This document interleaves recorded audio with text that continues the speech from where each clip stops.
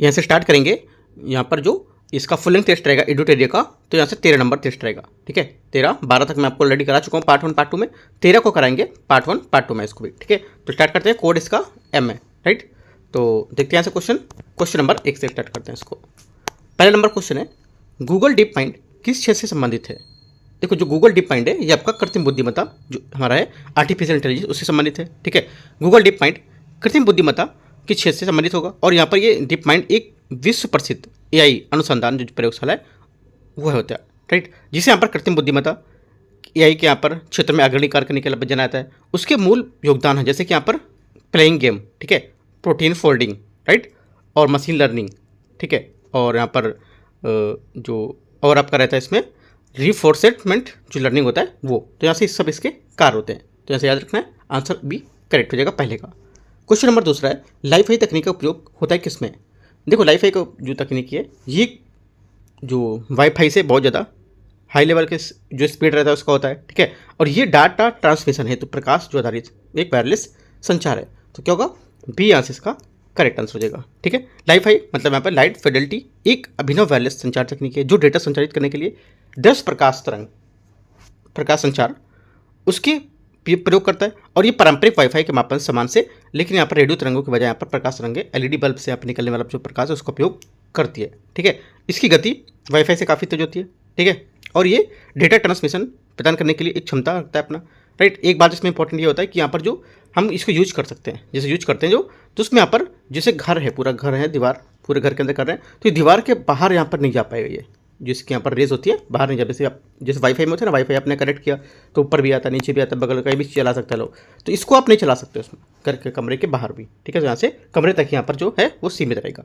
ठीक है, जिससे क्या होगा, जो घुसपैठी होगी उनका घुसपैठ करना ये सब चीज़ इससे मुश्किल हो जाएगा। ठीक है, तो बी यहाँ से इसका करेक्ट आंसर होगा। क्वेश्चन नंबर तीसरा है, गगनयान मिशन का मुख्य उद्देश्य क्या है? गगनयान जो है इसका मुख्य उद्देश्य क्या है? करेक्ट आंसर हो जाएगा तीसरे का यहाँ से पृथ्वी की कक्षा में मानव को भेजना और सुरक्षित जो वहाँ पर वापस लाना। तीसरे का सी यहाँ से करेक्ट आंसर होगा। ठीक है, क्वेश्चन नंबर चौथा है, राष्ट्रीय सुपर कंप्यूटिंग मिशन NSM का उद्देश्य क्या होता है? NSM जो है नेशनल हमारा सुपर कंप्यूटिंग मिशन है, उसका उद्देश्य क्या होगा? इसका उद्देश्य है कि भारत में सुपर कंप्यूटर विकसित करना और उसे शिक्षा व अनुसंधान में लागू करना। ठीक है, सी यहाँ से इसका करेक्ट आंसर हो जाएगा। यह मिशन विशेष रूप से शैक्षणिक संस्थान, अनुसंधान और यहाँ पर विकासात्मक जो प्रयोगशालाएं और सरकारी संगठन है उसमें सुपर कंप्यूटिंग क्षमताओं को बढ़ावा देना और केंद्रित करना। इसका उद्देश्य होगा कि विभिन्न जो वैज्ञानिक और इंजीनियर है इसमें डोमेन और जटिल जो समस्या है उसको हल करने के लिए यहाँ पर उसमें उच्च प्रदर्शन कंप्यूटिंग को इस्तेमाल कर सकेंगे। ठीक है, तो आंसर सी करेक्ट है। क्वेश्चन नंबर 5वां, शक्ति जो है क्या है? शक्ति क्या है? शक्ति भारत का पहला AI रोबोट है। यह भारत का स्वदेशी जो RISC आधारित प्रोसेसर है। इसरो की नई लॉन्चिंग प्रणाली क्या है? आंसर हो जाएगा 5वें का बी, ये भारत का स्वदेशी यहाँ पर RISC आधारित प्रोसेसर होगा एक। ठीक है, तो क्या होगा आंसर? आंसर यहाँ से बी करेक्ट हो जाएगा। शक्ति जो है ये प्रोसेसर विभिन्न प्रकार के अनुप्रयोग के लिए डिजाइन किए गए थे, जिसमें IoT internet of things device, mobile phone, server, ठीक है, और ताकि यहाँ पर कंप्यूटर जो है उसको लेकर के यहाँ पर शामिल किए गए। ये भारत की आत्मनिर्भर भारत बनाने के लिए अभियान को लेकर बढ़ावा दिया और इसका एक महत्वपूर्ण कदम होगा। ठीक है, ये जो शक्ति प्रोजेक्ट है ये भारतीय प्रौद्योगिकी संस्थान IIT मद्रास की ओर से एक पहल है। इसके उद्देश्य के पर जो भारत में स्वदेशी माइक्रो प्रोसेसर होते हैं उसको डिजाइन करना और विकसित करना। ये प्रोसेसर जो होगा ये आर्किटेक्चर पर आधारित है, जो एक ओपन सोर्स इंस्ट्रक्शन जो आर्किटेक्चर है उसको लेकर के उपयोग करने के लिए यहाँ पर अपनी भूमिका निभाएगा। क्वेश्चन नंबर 6, निम्नलिखित में से कौन सा सही है? छठे में कौन सा यहाँ से सही है? करेक्ट आंसर हो जाएगा छठवें का यहाँ से, ये है यूट्रिकुलेरिया, एक कीड़भक्षी पौधा है। यूट्रिकुलेरिया क्या है? कीड़भक्षी पौधा है। ठीक है, इसे पत्ती का पर्णधार चौड़ा, चपटा और हरे रंग का यहाँ पर होता है। ठीक है, इसमें उपस्थित वर्णपंथ जो प्रतान का फलक है उसको घटक यहाँ पर इसमें जैसा दिखाई देता है। ठीक है, जब कोई कीट इस घटक नुमा संरचना के अंदर पहुंच जाता है तो ढक्कन बंद हो जाता है, जिससे यहाँ पर घटक के अंदर पाचन जो रस है वो स्रावित होता है, जिससे यहाँ पर कीट पाचन हो जाता है और इस क्रिया को पौधे नाइट्रोजन की आवश्यकता को पूरी करते हैं। उदाहरण के लिए नेप्थेसिंस। ठीक है, याद रखना आंसर सी यहाँ से इसका करेक्ट होगा छठे का। क्वेश्चन नंबर 7वां, निम्नलिखित में से कौन सा सुमेलित यहाँ पर सही है? 7वें में पहला, हाइपोथैलेमस भूख प्यास व शरीर के तापमान का नियंत्रण करना। पहली बात क्या होगी? पहली बात यहाँ से करेक्ट है। दूसरा, थैलेमस दर्द का अनुभव करना, और मेडुला और ऑब्लागेंडा ये आपका हृदय गति की रक्षा, आपको श्वसन का नियंत्रण करना, ये भी बात करेक्ट है। तीनों बातें करेक्ट है। सात्विक आंसर डी यहाँ से सही हो जाएगा। क्वेश्चन नंबर 8 है, डीएनए का पूर्ण रूप यहाँ पे क्या होगा? 8वां, डीऑक्सी राइबोन्यूक्लिक एसिड, ये यहाँ से इसका करेक्ट आंसर होगा। निम्न में से कौन यहाँ पर संवहनी पौधे का उदाहरण है? ठीक है, संवहनी पौधे का उदाहरण में से कौन से? तो बी फर्न यहाँ से इसका करेक्ट आंसर हो जाएगा। ठीक है, 9 का बी यहाँ से फर्न करेक्ट आंसर है। क्वेश्चन नंबर 10वां, निम्नलिखित में से कौन सा कथन, मतलब निम्नलिखित कथनों पर विचार करना है। पहला है, जैव उर्वरक विशेष सूक्ष्मजीवी और यहाँ पर किसी नमी धारक जो पर पदार्थ उसके मिश्रण होते हैं। पहली बात क्या होगी? पहली बात यहाँ से करेक्ट है।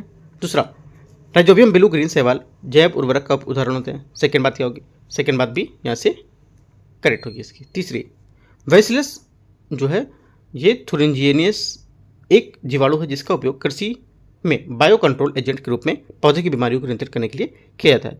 ये भी यहाँ से करेक्ट है। ठीक है, तीनों बातें करेक्ट हैं। आंसर हो जाएगा 10वें का, सही पूछा है तो डी। क्वेश्चन नंबर 11,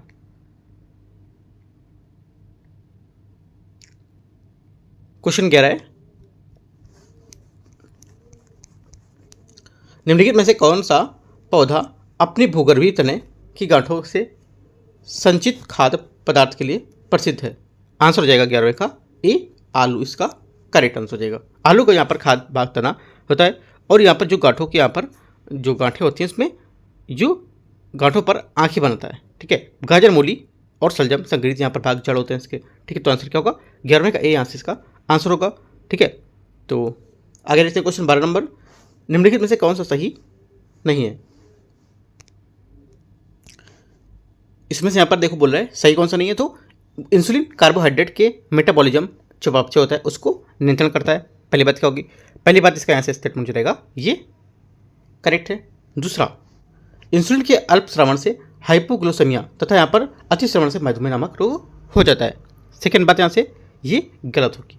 ठीक है, क्योंकि यहाँ पर इंसुलिन अग्नाशय के एक भाग लैंगर जो दीपिका है उसमें यहाँ पर कोशिका में स्रवित होता है। ठीक है, और इसकी यहाँ पर खोज बेंटिक तथा बेस्ट था उन्होंने की थी। ये कोशिका के ग्लूकोज और यहाँ पर जो ग्लाइकोजन उसके बनने के यहाँ पर जो प्रक्रिया होती है उसको प्रेरित करता है, क्योंकि ग्लाइकोजन कार्बोहाइड्रेट का एक स्वरूप होता है और इंसुलिन कार्बोहाइड्रेट के मेटाबॉलिज्म को नियंत्रित करता है। और इंसुलिन के जो अल्प श्रवण से मधुमेह तथा अति श्रवण से यहाँ पर हाइपोग्लाइसेमिया नामक रोग होता है, जिससे यहाँ पर जनता जो जनन यहाँ पर क्षमता उसमें दृष्टि ज्ञान कम हो जाता है। ठीक है, तो आंसर क्या होगा?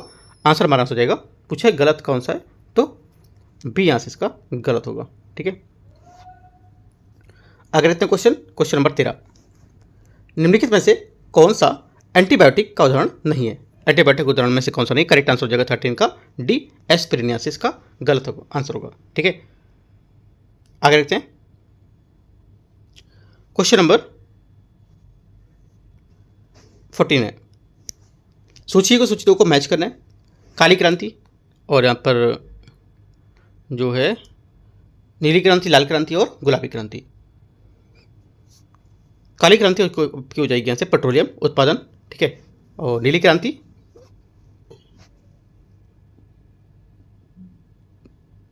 अच्छा काली क्रांति पेट्रोलियम है, नीली क्रांति आपको जाएगी मत्स्य क्षेत्र, लाल क्रांति आपको जाएगी यहाँ से मटर या मांस से लेकर के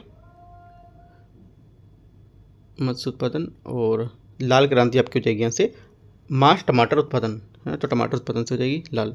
गुलाबी क्रांति हो जाएगी यहाँ से आपकी झींगा उत्पादन से। आंसर हो जाएगा 14 का बी करेक्ट है। क्वेश्चन नंबर 15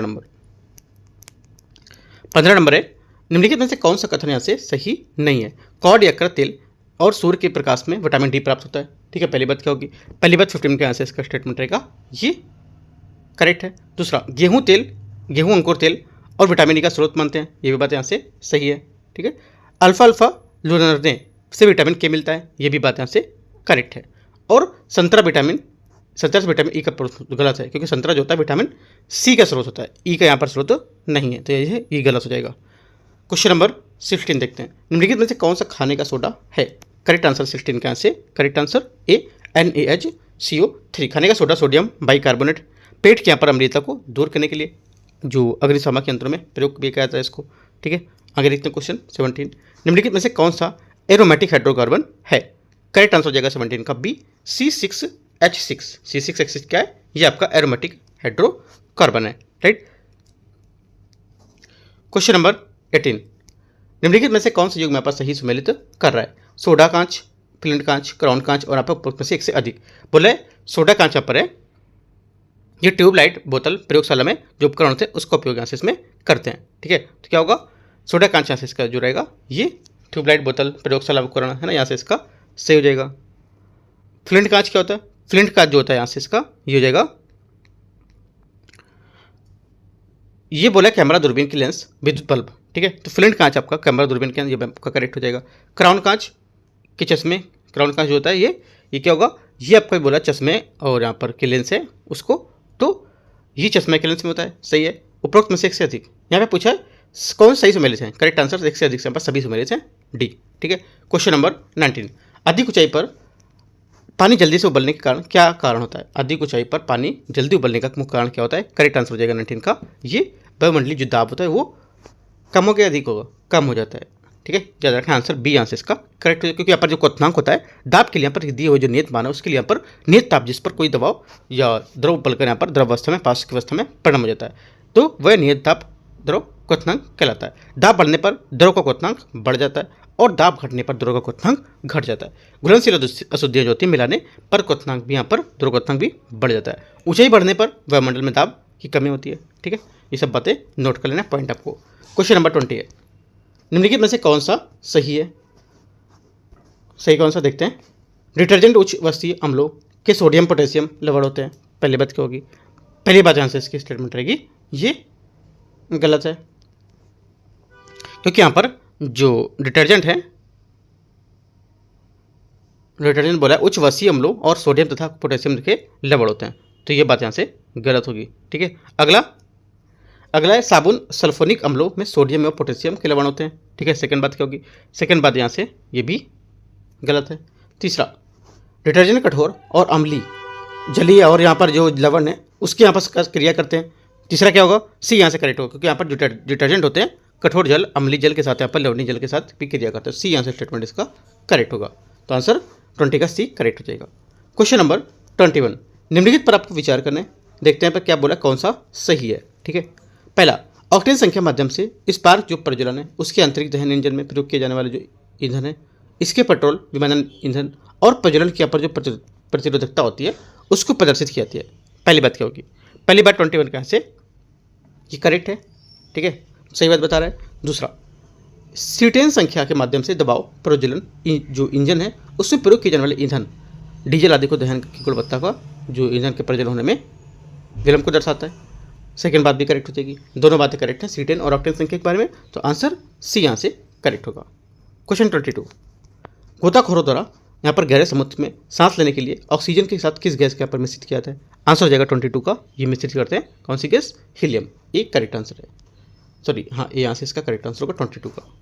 23, सिरके में निम्न में से क्या उपस्थित होता है? करेक्ट आंसर हो जाएगा 23 का, ये एसिटिक अम्ल, डी यहाँ से करेक्ट आंसर होगा, ठीक है। एसिटिक अम्ल का यहाँ पर फॉर्मूला क्या होता है, CH3COOH, ये फॉर्मूला है इसका। क्वेश्चन नंबर 23 होगा। 24 देखते हैं, ज्योति तीव्रता एसआई का मात्रक इसका क्या होता है? ठीक है, ज्योति तीव्रता को जैसे मात्रक यहाँ से बी कैंडेला होता है, ठीक है। क्वेश्चन नंबर 25 यहाँ से, यदि एक ऑप्टिकल टेलीस्कोप के अभिदर्शक लेंस के व्याप दुगुना कर दिया जाए तो उसकी विभेदन क्षमता पर क्या प्रभाव पड़ेगा? आंसर हो जाएगा इसकी विभेदन क्षमता जो होगी दुगुनी हो जाएगी, क्या हो जाएगी, दोगुनी हो जाएगी, राइट। क्वेश्चन नंबर 26, सौर ग्रहण के समय पूर्ण छाया और जो अर्ध छाया है उसमें निर्माण के मुख्य कारण कौन कौन से हो सकते हैं, कौन कौन से गुण इसके हो सकते हैं? आंसर हो जाएगा 26 का करेक्ट आंसर यहाँ से सी, प्रकाश का ऋजुरेखी प्रसार, इसका करेक्ट आंसर होगा। आगे क्वेश्चन है क्वेश्चन नंबर 27, सीलिंग फैन की गति को नियंत्रित करने के लिए पारंपरिक रेगुलेटर में कौन सा सिद्धांत प्रयुक्त होता है? करेक्ट आंसर हो जाएगा 27 का ए, प्रतिरोध बदलकर धारा को नियंत्रित करता है, ठीक है। क्वेश्चन नंबर 28, वह वस्तु जो रासायनिक ऊर्जा में को प्रकाश ऊर्जा में उष्मा में बदलता है क्या कहलाता है? आंसर हो जाएगा 28 का ए, मोमबत्ती, इसका करेक्ट आंसर हो जाएगा, ठीक है। मोमबत्ती होता है रासायनिक ऊर्जा को प्रकाश एवं ऊष्मा में परिवर्तन कर देता है। क्वेश्चन नंबर 29, प्रकाशीय तंतु ऑप्टिकल यहाँ पर जो फाइबर है किस सिद्धांत पर काम करता है? आंसर हो जाएगा 29 का यहाँ से करेक्ट, यहाँ से पूर्ण आंतरिक परावर्तन डी यहाँ से इसका करेक्ट आंसर होगा 29 का। क्वेश्चन नंबर 30 है, समतल दर्पण की वक्रता त्रिज्या होती है क्या? देखो समतल दर्पण होगा उसकी जो वक्रता त्रिज्या होती है ये शून्य भी नहीं होती है और स्थिर भी नहीं होती है, क्या होती है? अनंत होती है। ठीक है, सी यहाँ से करेक्ट आंसर होगा। क्वेश्चन नंबर 31, ऋग्वेद से संबंध में ब्राह्मण ग्रंथ कौन सा है? ऋग्वेद से संबंध जो ब्राह्मण ग्रंथ कौन सा है? करेक्ट आंसर हो जाएगा 31 का यहाँ से correct answer A Kaushitaki correct answer होगा। ठीक है, क्वेश्चन नंबर तो यहाँ पे देखो लिख सकते हो आप, जैसे कि यहाँ पर ऋग्वेद में कौन सा है? ऋग्वेद में आपको हो सकता है ऐतरेय और कौशितकी। ठीक है, ऋग्वेद में। अगला कौन सा आएगा? अगला आएगा यजुर्वेद। यजुर्वेद में कौन सा होता है? यजुर्वेद में शतपथ ब्राह्मण। ठीक है, ये लिख सकते हो। सामवेद में तांडेय और पंचविश जैमिनी होता है। ठीक है, अथर्ववेद में आपका गोपथ होता है। ठीक है, तो ये सब आप पॉइंट लिख सकते हो कौन कौन से ग्रंथ कहाँ पर है। क्वेश्चन नंबर 32, सूची को सूची 2 को मैच करना है, सूची 1 और सूची 2। ठीक है, यहाँ पर बोला जन्म और यहाँ पर बोला सारनाथ ज्ञान प्राप्ति को, तो यहाँ से मैच करते हैं। पहले देखो क्या होगा, यहाँ से मैच करेंगे तो हो जाएगा आपका पहले में हो जाएगा ज्ञान बोला है। ज्ञान कहाँ पर? यहाँ पर जो इनकी गौतम बुद्ध थे उनको लेकर के, और यहाँ पर इनकी घटनाएं थी। तो ज्ञान यहाँ पर कहाँ पर प्राप्त हुई थी? इनकी ज्ञान प्राप्ति हुई थी ये लुम्बिनी में। ठीक है, अगला जन्म यहाँ पर लुम्बिनी में हुआ था। ज्ञान प्राप्ति क्या हुई थी? ज्ञान प्राप्ति हुई थी बोधगया में। ठीक है, प्रथम वचन कहाँ दिए थे? प्रथम वचन दिए थे उन्होंने सारनाथ में। और निधन कहाँ पर हुआ था? कुशीनगर में। ठीक है, आंसर यहाँ से हो जाएगा 32 का सी करेक्ट आंसर है। क्वेश्चन 33 है, कथन ए और कारण आर। देखते हैं इसको। कथन ए कारण आर, कुषाण साम्राज्य के बड़े पैमाने पर व्यापार फारस की खाड़ी से लाल सागर से होकर होता था। पहली बात क्या होगी? पहली बात 33 का यहाँ से स्टेटमेंट रहेगा, ये करेक्ट है। दूसरी बात है कुषाणों की नौसेना संगठित उच्च कोटि की होती थी। सेकंड बात गलत है, तो ओनली 1 करेक्ट है। आंसर हो जाएगा 33 का सी स्टेटमेंट यहाँ से करेक्ट हो जाएगा। ठीक है, जो कुषाणों की सेना थी ये सशक्त नौसेना की उपस्थिति का उल्लेख नहीं मिलता था यहाँ पर। ठीक है, क्वेश्चन नंबर 34 यहाँ से गुप्त शासकों को राजकीय चिन्ह क्या था? करेक्ट आंसर हो जाएगा 34 का ये गरुड़ था इनका। राइट, क्वेश्चन नंबर 35 बोला है, निम्नलिखित में से शासकों को उनके हर्षवर्धन के पराजित, जो हर्षवर्धन ने किसको पराजित किया था वो बताना है। निम्नलिखित शासकों में से किसने हर्षवर्धन को पराजित किया था? आंसर 35 का हो जाएगा बी पुलकेशिन द्वितीय, बी यहाँ से करेक्ट आंसर। हर्षवर्धन का टाइम पीरियड कितना था? 606 से 647। आपसे क्वेश्चन पूछेगा कि इनमें से किसने हर्षवर्धन को पराजित किया था। ठीक है, और हर्षवर्धन का टाइम पीरियड कितना था। ठीक है, 2 क्वेश्चन पूछ लेगा ऐसे करके, याद रखना है। क्वेश्चन नंबर 35 का बी करेक्ट है। 36, दक्षिण पूर्व एशियाई जो देश है कंबोडिया में स्थित अंकोर वाट का मंदिर किस देवता को समर्पित है? बहुत इंपॉर्टेंट है, न्यूज़ में था कुछ टाइम पहले। ठीक है, आंसर हो जाएगा 36 का ए विष्णु भगवान को समर्पित है। दक्षिण पूर्व एशियाई देश में कंबोडिया स्थित विश्व प्रसिद्ध अंकोर वाट का मंदिर हिंदू देवता विष्णु को समर्पित है। यह मंदिर का निर्माण 12वीं शताब्दी में सूर्यवर्मन द्वितीय द्वारा पर शासक द्वारा कराया गया था। यह मंदिर का निर्माण द्रविड़ शैली में किया गया था तथा यह मंदिर विश्व का सबसे बड़ा हिंदू मंदिर समूह माना जाता है। क्वेश्चन नंबर 37, कथन ए और कारण आ रहा है। महमूद गजनी ने भारत पर 17 बार आक्रमण किया था। पहली बात क्या होगी? 37 का पहला स्टेटमेंट यहाँ से जो रहेगा करेक्ट है। दूसरा, महमूद गजनी भारत पर स्थायी मुस्लिम शासन के यहाँ पर स्थापना करना चाहता था। ये बात यहाँ से गलत है, क्योंकि यहाँ पर उसने उद्देश्य था कि भारत में मुस्लिम शासन की स्थापना करना नहीं, बल्कि यहाँ पर लूट मार करके यहाँ पर निकलना। ठीक है, तो गलत हो जाएगा। ओनली 1 करेक्ट है। 37 का आंसर सी सही है। 38, मध्यकालीन इतिहास किस जानने के लिए एक महत्वपूर्ण ग्रंथ तारीख ए फिरोजशाही के रचनाकार कौन थे? आंसर हो जाएगा 38 का जियाउद्दीन बरनी करेक्ट आंसर होगा। 39 है, मुगल वंश के संस्थापक बाबर द्वारा भारत में लड़े गए निम्नलिखित युद्धों पर विचार करना है। कौन सा होगा देखते हैं। 39 का देखो, एक तो इनका लड़े गए यहाँ पर जो युद्ध को, अच्छा क्रम सीरीन बताना है ना, श्रम कौन कौन सा पहला कौन सा बाद में। पहला आया हुआ था दूसरा मतलब पानीपत का। ठीक है, तो सेकेंड नंबर। उसके बाद पानीपत का प्रथम युद्ध कब हुआ था? ये हुआ था 1526 में। ठीक है, तो सबसे पहले हुआ था खानवा का उसके बाद हो जाएगा दूसरे पर चौथा, खानवा हो जाएगा आपका चौथा नंबर। मतलब ये कब हुआ था? 1527 में। ठीक है, नोट करते चलो, आप ये बता रहा हूँ मैं। उसके बाद हो जाएगा तीसरा चंदेरी का हुआ था आपका यहाँ से 1528। चंदेरी कहाँ 3 नंबर में 1528 हो सकता है। और घाघरा घाघरा घाघरा का हो जाएगा आपके यहाँ से 1529। तो पहला 2431 तो 39 का जो आंसर हो जाएगा 2431 डी। क्वेश्चन नंबर 40 नंबर है, मुगल मनसबदारी व्यवस्था के संबंध में निम्नलिखित तथ्यों पर विचार करना है। मुगल मनसबदार एक वंशानुगत अधिकारी होते थे, है ना, पहली बात क्या होगी। 40 का आंसर पहला स्टेटमेंट रहेगा, ये गलत है। दूसरा, मुगल मनसबदारों के कुल 3 वर्ग होते थे, सेकंड बात क्या होगी, सेकंड बात यहाँ से करेक्ट है, क्योंकि मुगल मनसबदारों के कुल 3 वर्ग थे, सेकंड बात यहाँ से करेक्ट है। मुगल सम्राट अकबर द्वारा प्रारंभ की गई मनसबदारी व्यवस्था मध्यकालीन जो भारत थी उसके इतिहास के शासन की प्रणाली का एक अनूठा प्रयोग यहाँ पर माना जाता था, ठीक है। और इस प्रकार के यहाँ पर मनसबदारी का पद आनुवंशिक नहीं होता था। इस प्रकार यहाँ से जो हमारा स्टेटमेंट होगा वो गलत हो जाएगा। तो आंसर क्या होगा, सिर्फ यहाँ से दूसरा करेक्ट है, तो 40 का आंसर बी करेक्ट हो जाएगा। 41 है, निम्नलिखित जो घटनाएं उस पर आपको विचार करना है। जॉब चारनाग द्वारा कलकत्ता की स्थापना, ठीक है, 41 का पहला है। दूसरा हो जाएगा यहाँ से वांडीवास का प्रसिद्ध की लड़ाई, और यहाँ पर फ्रांसीसी ईस्ट इंडिया कंपनी की स्थापना और पुर्तगालियों को जो अंग्रेजों के बंबई में दहेज में दिया जाना, ये तो यहाँ से बोला कि इसकी सही घटनाओं का कालक्रम को आपको बताना है, ठीक है। देखो पहला क्या आएगा, पहला पुर्तगालियों को दहेज में अंग्रेजों को जाने वाली जो दहेज में भूमि थी वो, तो ये कब हुआ था, ये हुआ था 1661 में, ठीक है। उसके बाद आपका होगा तीसरा फ्रांसीसी ईस्ट इंडिया कंपनी की स्थापना, ये कब हुई थी, 1664। वांडीवास की जो पहला हो जाएगा। उसके बाद जॉब चारनाग की कलकत्ता की स्थापना, है ना, ये कब हुई थी, 1690। और जो बोला है वांडीवास की प्रसिद्ध लड़ाई जो थी ये कब हुई थी, ये हुई थी 1760।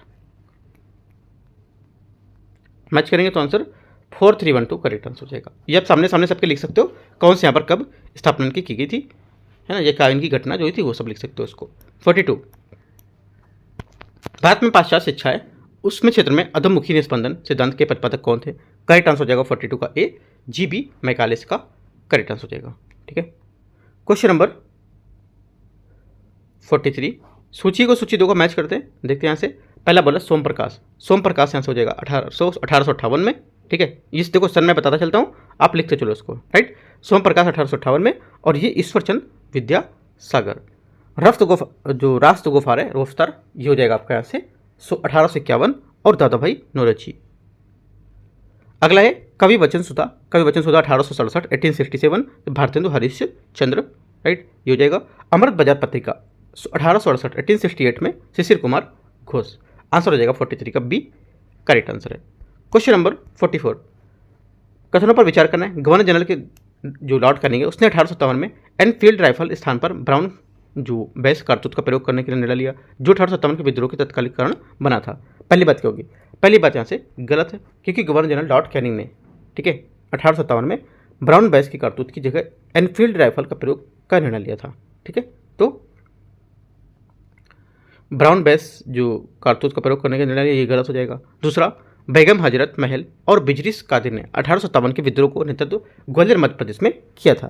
सेकंड बात क्या होगी, सेकंड बात गलत, क्योंकि यहाँ पर बेगम हजरत महल उसके जो पुत्र थे बिजरिस कादिर ने 1857 ईस्वी में के विद्रोह को लखनऊ में नेतृत्व किया था, ना कि ग्वालियर में, तो गलत हो जाएगा, है ना। आंसर क्या होगा, आंसर हो जाएगा, दोनों बातें यहाँ से गलत है। आंसर 44 का डी करेक्ट है।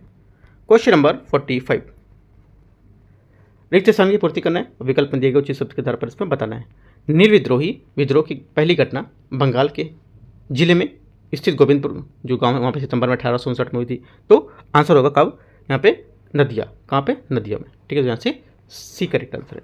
अवध किसान सभा के संस्थापक कौन थे। करेक्ट आंसर हो जाएगा 46 का बाबा रामचंद, ये यहाँ से करेक्ट है। क्वेश्चन नंबर 47, दीवान विरुपथम्पी का विद्रोह कहाँ हुआ था। आंसर हो जाएगा 47 का, ये हुआ था केरला। क्वेश्चन नंबर 48 है कथन ए और कारण आर। 19वीं शताब्दी में उत्तरार्ध भारत के राष्ट्रीयता के जन्म का काल था। पहली बात क्या होगी, पहली बात 48 का आंसर जो स्टेटमेंट रहेगा ये करेक्ट है, ठीक है। दूसरी बात, सामाजिक आर्थिक जो सुधार था धार्मिक वो आंदोलन, आधुनिक पाश्चात्य शिक्षा का प्रसार आदि ने भारत में राष्ट्रवादी जो आकांक्षा थी उसको जो जन्म दिया था।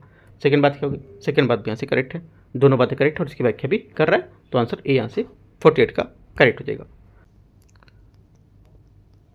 49 यहाँ से क्रांतिकारी आंदोलन से जुड़ी पुस्तक भवानी मंदिर के रचयिता कौन है। आंसर हो जाएगा 49 का अरविंद घोष, बी यहाँ से करेक्ट आंसर हो जाएगा इसका। क्वेश्चन नंबर 50 है, सन 1908 में मुस्लिम लीग के अधिवेशन में मुसलमानों के पृथक निर्वाचन मंडल की मांग की गई थी। यह अधिवेशन कहाँ हुआ था?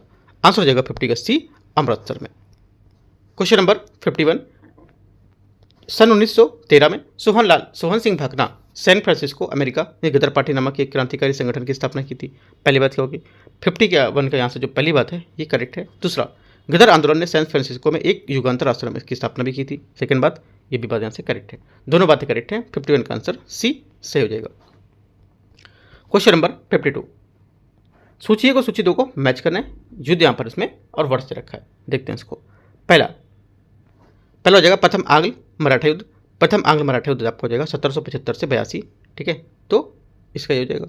प्रथम आंग्ल बर्मा युद्ध, प्रथम आंग्ल बर्मा युद्ध था 1824 से 26, 1824 से 26 ये हो जाएगा, ठीक है। द्वितीय आंग्ल मैसूर युद्ध हुआ था आपका ये 1780 से 84, और प्रथम आंग्ल अफगान युद्ध हुआ था आपका 1838 से 1800 प्रथम आंग्ल अफगान युद्ध ना, प्रथम अफगान युद्ध हुआ था 1838 से 42 हुआ था, है ना। तो यहाँ से ये हो जाएगा। तो करेक्ट आंसर क्या होगा? सी यहाँ से इसका करेक्ट आंसर मैच कर रहा है। आगे देखते हैं क्वेश्चन 53, सविनय जांच समिति 1922 का अध्यक्ष यहाँ पर किसे बनाया गया था? आंसर हो जाएगा 53 का हकीम अजमल खान, इसका करेक्ट आंसर होगा। 54, निम्नलिखित कथनों पर विचार करना है। एनी बेसेंट थियोसॉफिकल सोसाइटी की संस्थापिका थी, ठीक है। पहली बात क्या होगी? पहली बात 54 के आंसर जो स्टेटमेंट रहेगा ये पहली बात यहाँ से गलत हो जाएगी, ठीक है। एनी बेसेंट थियोसॉफिकल सोसाइटी की संस्थापिका थी, ये बात गलत है, राइट। क्योंकि यहाँ पर थियोसॉफिकल सोसाइटी की स्थापना 1875 में अमेरिका के मैडम HP ब्लॉकफोर्टेस्की द्वारा कर्नल अल्कॉट द्वारा की गई थी। एनी बेसेंट इस सोसाइटी की जुड़ी थी, लेकिन इस प्रकार यहाँ पर इसमें अध्यक्ष नहीं थी, मतलब यहाँ पर इसमें संस्थापिका नहीं थी।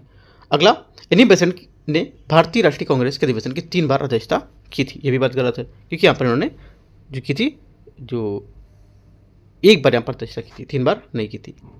भारत में एनी बेसेंट होम रूल जो आंदोलन उसको चलाया था, करेक्ट है। एनी बेसेंट ने कॉमनवेल्थ और न्यू इंडिया नामक पत्रों को भी प्रकाशन किया था, करेक्ट है। तो 3 और 4 सही है। आंसर पूछा है सही क्या है, तो 3 और 4 डी करेक्ट है। क्वेश्चन नंबर 55, 55 नंबर है। भारत का वायसराय पर दिल्ली के उसके राजकीय प्रवेश में अवसर का बम फेंका गया था, ठीक है। प्रवेश में अवसर पर बम फेंका गया था, तो आंसर क्या होगा? 55 का लॉर्ड हार्डिंग द्वितीय, बी यहाँ से करेक्ट आंसर हो जाएगा। लॉर्ड हार्डिंग द्वितीय का टाइम पीरियड कितना था? 1910 से 1916, ठीक है। इस भ्रम का शिकार था कि जो क्रांतिकारी आंदोलन था उसको सफलतापूर्वक दबा सकता है, और परंतु शीघ्र यहाँ पर उसका मोहभंग हो गया, और उस समय पर उसका जो 23 दिसंबर 1912 को दिल्ली में राजधानी स्थानांतरित करने के लिए वापस समारोह में जुलूस के रूप में दिल्ली में प्रवेश कर रहा था, और उसी समय यहाँ पर चांदनी चौक दिल्ली में बम फेंका गया था, ठीक है। क्वेश्चन नंबर 55 हो गया। 56 number, the new spirit in India नामक पुस्तक किस विदेशी पत्रकार द्वारा संपादित किया गया था? आंसर हो जाएगा 56 का ए, H.W. नेविंसन, करेक्ट आंसर होगा। क्वेश्चन नंबर 57 है, निम्नलिखित घटनाओं पर आपको विचार करना है। देखते हैं 57 को। पहले हमारा क्या आएगा? पहले आएगा राजा राम मोहन राय आत्मीय सभा की स्थापना, ये कब की गई थी? आपको नोट करना है, 1815 में, ठीक है। उसके बाद आपका आएगा राजा राम मोहन राय ब्रह्म समाज की स्थापना की गई थी, कब की गई थी? 1928 में, ठीक है। कौन सा नंबर है? दूसरा। उसके बाद आपका आ जाएगा पहला, सती प्रथा को गैर कानूनी घोषित किया गया था, ये कब किया गया था? ये किया गया था 1829 में, पहला नंबर हो गया। उसके बाद चौथा नंबर में क्या है? राजा राम मोहन राय द्वारा ब्रिटिश सम्राट विलियम चतुर्थ के दरबार में दूत के रूप में उपस्थिति हुई थी, तो यहाँ से चौथा करेक्ट हो जाएगा। तो यहाँ से 1830, तो चौथा। 3, 2, 1, 4 आंसर क्या होगा यहाँ से? 57 का सी करेक्ट है। 58 नंबर है, 31 दिसंबर 1929 में अर्धरात्रि में भारतीय राष्ट्रीय ध्वज को किसके द्वारा फहराया गया था? आंसर हो जाएगा 58 के यहाँ से बी, जवाहरलाल नेहरू, इसका करेक्ट आंसर होगा।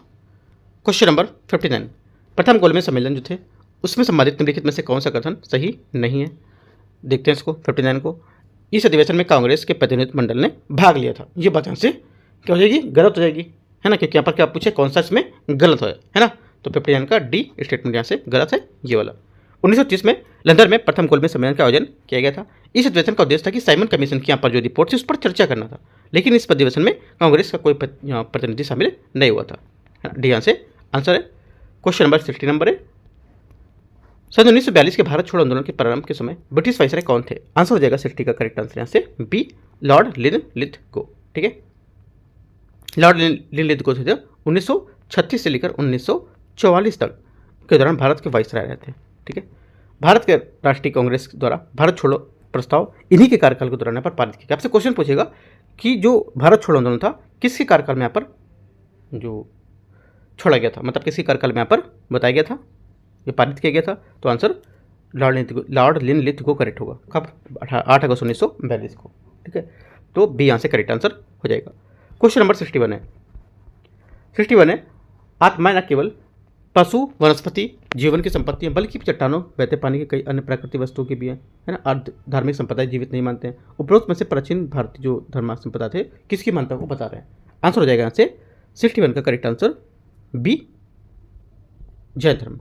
ठीक है, आगे देखते हैं क्वेश्चन। अगला क्वेश्चन है क्वेश्चन नंबर 62। प्राचीन भारत की निम्नलिखित में से किस पुस्तक में शुंग वंश के संस्थापक पुत्र के प्रेम की कहानी है? आंसर हो जाएगा 62 का करेक्ट आंसर बी, मालवा का अग्निमित्रम। बी यहाँ से इसका करेक्ट आंसर होगा। आगे क्वेश्चन है 63। किस विद्वान ने धर्मपाल के उत्तर जो पद स्वामी थे उसकी उपाधि दी थी? आंसर हो जाएगा 63 का सोंडाल। सी यहाँ से करेक्ट आंसर होगा। चौकीदार आंदोलन के बारे में सही कथन इसमें से चुनना है, कौन सा होगा? देखो इसमें जो सही कथन होगा हमारा 64 का ये हो जाएगा आपका, एक तो रामवृक्ष बेनीपुरी इसी दौरान यहाँ पर बंदी कैदियों की पत्रिका शुरू की थी, एक तो ये होगा, और एक हो जाएगा ये चंपारण, सारण, मुंगेर आदि जिले में लोकप्रिय था। तो 2 और 3 मतलब बी और सी यहाँ से इसका आंसर हो जाएगा। ठीक है, तो आंसर बी और सी, बी यहाँ से करेक्ट होगा। आगे क्वेश्चन देखते हैं क्वेश्चन नंबर 65। 65 है, दरिया खान नुहानी को बिहार का राज्यपाल किसने नियुक्त किया था? आंसर हो जाएगा 65 का सिकंदर लोधी। सी यहाँ से करेक्ट आंसर होगा। 66 बिहार के व्यक्तिगत सत्याग्रह किन सत्याग्रही महिला जो थी उनके योगदान में दिया था? आंसर हो जाएगा 66 का डी, एक तो यहाँ से पहला हो जाएगा इसमें कौन सा, जानकी देवी, और यहाँ पर जगत रानी देवी, इनके यहाँ पर महिलाओं ने जो सत्याग्रह में योगदान दिया था। सी और डी यहाँ से 66 का करेक्ट आंसर होगा। Question number 67। भारत छोड़ो आंदोलन के दौरान जयप्रकाश जो नारायण थे हजारीबाग से जेल भागने पर कब सफल हुए थे? आंसर हो जाएगा 67 का सी, 9 नवंबर 1942। सी इसका करेक्ट आंसर होगा। क्वेश्चन नंबर 68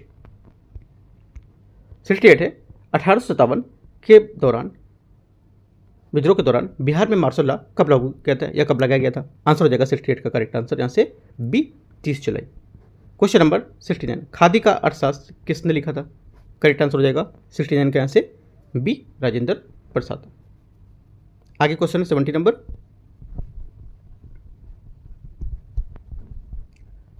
वन स्थिति रिपोर्ट 2023 के अनुसार बिहार के किस जिले में अधिकतम वन क्षेत्र है? करेक्ट आंसर हो जाएगा 70 का ए, कैमूर।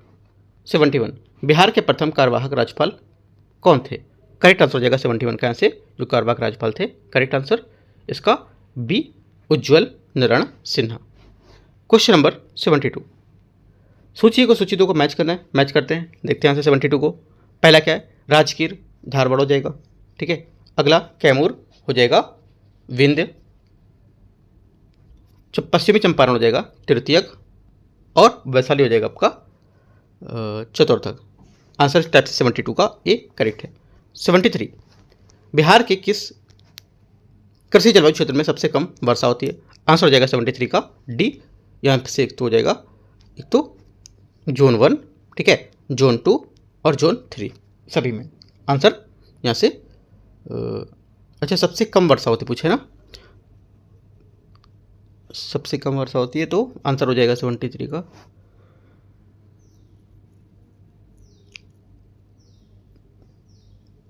अच्छा यहाँ से आंसर 2 होंगे, थर्ड ए थर्ड बी, ये दोनों में कम वर्षा होती है। ठीक है, जो जोन 1 होता है इसमें आपका आपसे औसत वर्षा कितनी होती है 104 से 145 सेंटीमीटर। ठीक है, तो यहाँ से जो आंसर हो जाएगा जोन 3, और जोन 3 का जोन ए और जोन 3 का जोन बी 195 से 115 सेंटीमीटर के बीच। ठीक है, जोन 3 और जोन 3 बी में।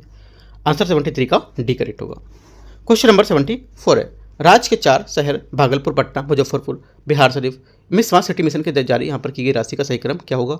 ठीक है, देखो सही क्रम जैसे पहले भागलपुर का बताना है, फिर पटना का, फिर मुजफ्फरपुर का, फिर बिहार शरीफ का, तो 4 यहाँ पर दे रखे हैं। राइट, तो आंसर हो जाएगा 74 का यहाँ से 980 करोड़।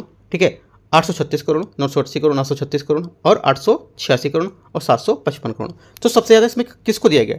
सबसे ज़्यादा दिया गया, आपसे बोलेगा कि 4 राज्य यहाँ पर जो थे स्मार्ट शहरों को लेकर के, इसमें सबसे ज़्यादा यहाँ पर जो वे किसको दिया गया है, तो ये दिया गया भागलपुर को 980 करोड़ रुपए।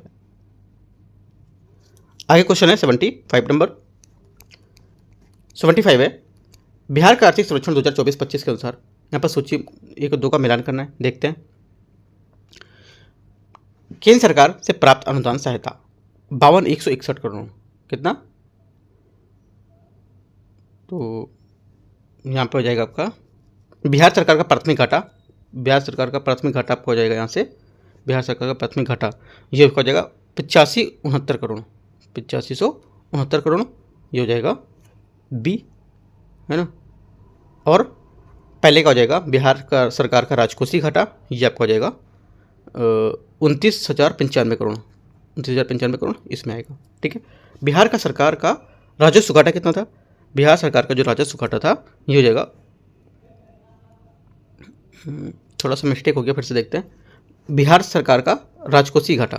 ठीक है, देखो राजकोषीय घाटा आपका जो हो जाएगा यहाँ से ये हो जाएगा पहले का सी, मतलब 29,095। ठीक है, अगला है बिहार सरकार का प्राथमिक घाटा क्या है? प्राथमिक घाटा जो हो जाएगा आपका ये होगा,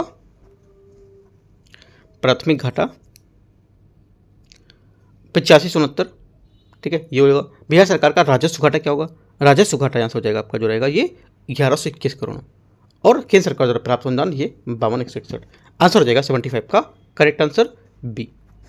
क्वेश्चन नंबर 76, फिर से यहाँ से मैच करना है। देखते हैं, यहाँ पर देखा पहाड़, यहाँ पर देश देखा है मैकेंजी। राइट, मैकेंजी आपका हो जाएगा Canada, Kilimanjaro Africa, Mount McKinley उत्तरी America, Apennine Italy. Correct answer 76 का बी करेक्ट है। 77 नंबर है, उधवा यहाँ पर जो रामसर स्थल है इसमें से भारत के किस राज्य में अवस्थित है? करेक्ट आंसर हो जाएगा 77 का बी, झारखंड यहाँ से इसका करेक्ट आंसर हो जाएगा। ठीक है, तो इस टाइप से यहाँ पर 77 क्वेश्चन है, ये मैंने आपको करा दिया कवर। उसके बाद 78 से जो रहेगा एडिटोरिया का टेस्ट नंबर यहाँ से जो, उसके बाद अगला जो मतलब यहाँ पर पार्ट है 78 से यहाँ से मैं आपको कवर कराऊंगा। ठीक है, एक बात और यहाँ पर कि अगर देखो साइंस के आपको क्वेश्चन करने हैं, साइंस से करीब अगर 150 क्वेश्चन के आसपास आपको कवर करने हैं, बहुत अच्छे क्वेश्चन है। तो मैं क्या आपको बताता हूँ चीज़ कि यहाँ से अभी कल मैंने यूपी पीसीएस का इसमें एक वीडियो डाला है। ठीक है, वो किसका है? संस्कृत आईएएस का है। Right, Sanskrit IAS UP PCS के लिए है वो। राइट, देखो अब साइंस तो नहीं कि यहाँ पर यूपी पीसीएस में अलग पूछेगा, इसमें अलग पूछेगा, साइंस के क्वेश्चन लगभग सेम होते हैं और बहुत अच्छा क्वेश्चन पूछा गया उसमें। राइट, तो आपको क्या करना है, यहाँ पर जाके चैनल पर और देखना जाके जो यूपी पीसीएस का यहाँ पर लेक्चर पड़ा होगा, अभी कल ही मैंने डाला है ना, तो यहाँ पे जाके आप देख सकते हो, बहुत अच्छे क्वेश्चन वहाँ पर साइंस के पूछे गए। ठीक है, तो आपका करीब 75 मैंने पार्ट 1 कराया है, 75 बाद में करा दूंगा, तो 75 क्वेश्चन आपको जाके कवर कर सकते हो। अगर साइंस जिसकी वीक है तो, अगर साइंस के चाहते हो प्रैक्टिस करना तो वहाँ से कर सकते हो जाके, क्योंकि क्वेश्चन सेम ही होते हैं, क्वेश्चन का लेवल ही बहुत अच्छा है। अगर क्वेश्चन ऐसा पूछा है आपके अच्छे से तैयारी यहाँ से हो सकती है इसकी। ठीक है, बाकी एंड करते हैं इसको। All the best, thank you.